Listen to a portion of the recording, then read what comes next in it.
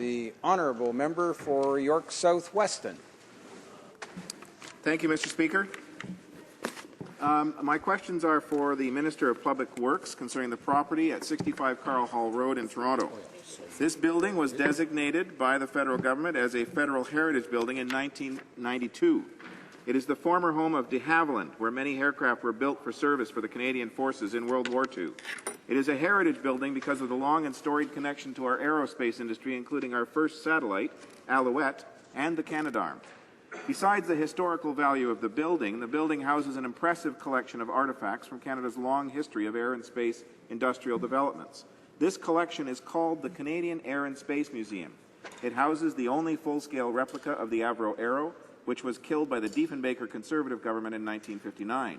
It houses a full-scale replica of the Alouette satellite, a Lancaster bomber, which in addition to a storied history in World War II, spent many years on a pedestal at the Canadian National Exhibition in Toronto. It is being lovingly restored by volunteers, one of whom actually piloted Lancasters in the war. This museum houses many hundreds of donated artifacts from veterans from all over Canada. The museum has been a significant part of Downsview Park and forms part of the public attraction to the park. Many thousands of visitors, including tens of thousands of school children from all over Ontario, come to learn about our aviation and space history in the building where much of that history began. In fact, in Downsview Park's own annual reports, there are lovely photos of the museum as an asset. On September 22nd of this year, the museum, along with other tenants of 65 Carl Hall Road, were suddenly and without warning given eviction notices. Downsview's public comments about the closure of the museum, which have been parroted by this government, were full of inaccuracies. There were no subsidies given to the museum. The museum was not 17 months in arrears. The park never consulted with the museum before serving the eviction notice.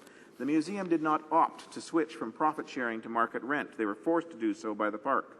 The museum is not a private collection, but a volunteer-run charitable organization. The park has never offered an alternative to house the collection. The museum was never given the opportunity to raise the funds to make the necessary repairs to 65 Carl Hall. The repairs were costed at $3.5 million, yet no engineering report was forthcoming, and the repairs have been costed at much less by the museum itself. In response to my questions in September were that the park is at arm's length. Yet 3 weeks after saying that, an order in council was signed by the minister, authorizing the leasing of the land. The park did not have the right to do it without the minister's say-so. Can the minister please answer why she informed us in September that it was at arm's length, yet in October signed an order in council?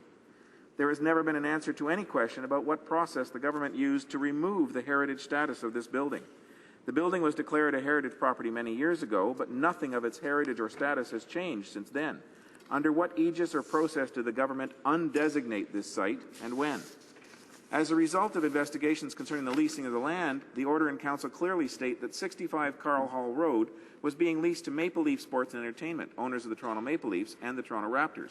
It is reported to us that the Chief Operating Officer of Maple Leaf Sports and Entertainment and the Vice President for Park Development of Downsview Park are in fact brothers. We would therefore ask what steps were taken to ensure that their business dealings were not a conflict of interest, nor had the appearance of a conflict of interest. The government has indicated that its mandate included the preservation of heritage and protection of museums.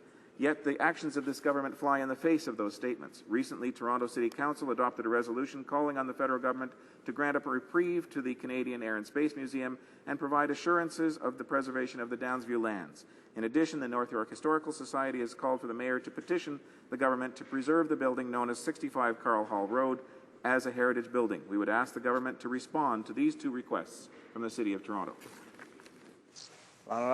Secretary. The Honourable